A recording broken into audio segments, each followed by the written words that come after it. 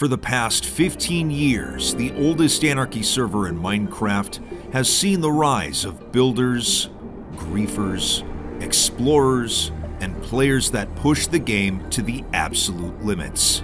Anyone is capable of becoming a legend here, but once in a while, a player rises to prominence in a completely unexpected way who plays the game differently than anyone else. Someone so unorthodox that they defy classification. Meet Cody Smile 11, one of the strangest players in 2b2t history. Over the past few years, he has been setting a variety of server records that most people would consider borderline insane, and has been doing things that to the casual viewer seem to have no rhyme or reason. For starters, he decided to ring a Minecraft bell 800 million times. He's also placed over 2 million signs with his name on it across the entire server. He gave custom names to 128,000 furnaces and then placed them everywhere as a joke.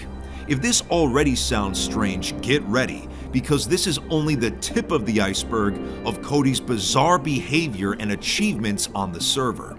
His unusual playstyle has given him a reputation, to the point that players no longer ask him why about his achievements, but rather, are you okay?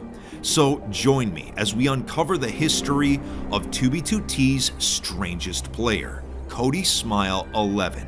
Now, if in true 2b2t fashion you're waiting hours in the queue, you should play Asphalt Legends, a free-to-play arcade racing game that now features LEGO Technic supercars.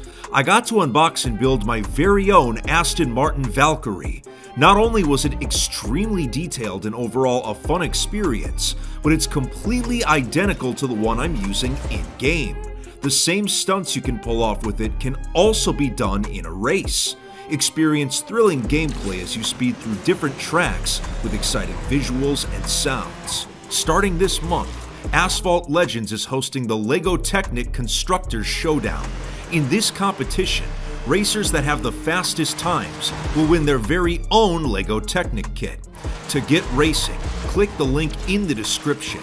You can play on PlayStation, iOS, Android, Xbox, Switch, and PC, all using the same account.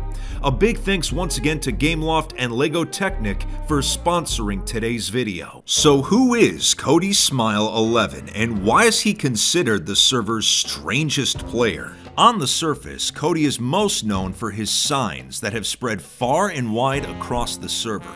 He has placed over 2 million of them throughout the entirety of 2b2t over the past few years.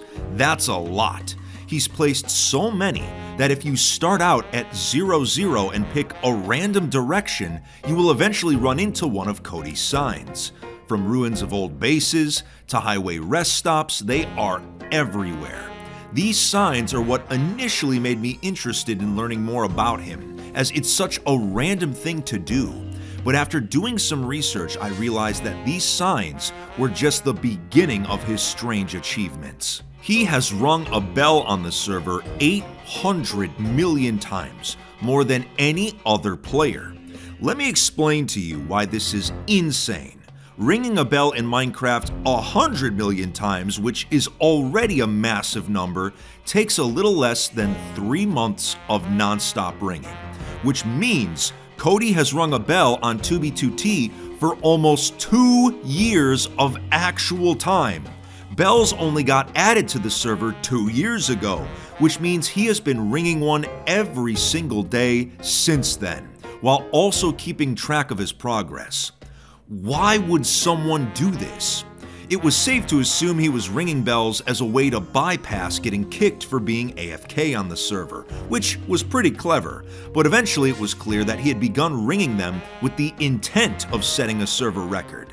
Instead of logging out when he was finished playing, he would just ring a bell to stay connected.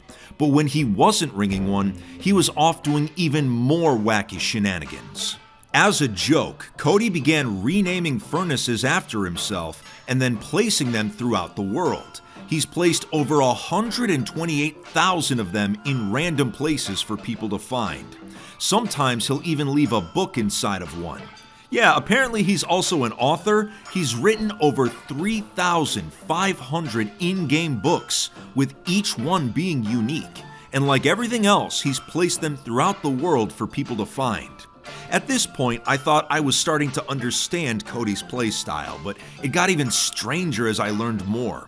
Cody also started an experiment where he went to a random location, created a map, and then began putting the coordinates on all the copies, inviting people to come to that location and create a public map art. It didn't take long for players to begin showing up to add their own creations. People would also show up in order to grief it, as to be expected. He would save copies of the map every few days in order to chart its progress. So not only was he setting server records, he was also creating art in a really unique way. I had seen enough. I knew it was finally time to get into contact with Cody to try and understand the reasoning behind his strange playstyle. Little did I know that the iceberg was about to go even deeper.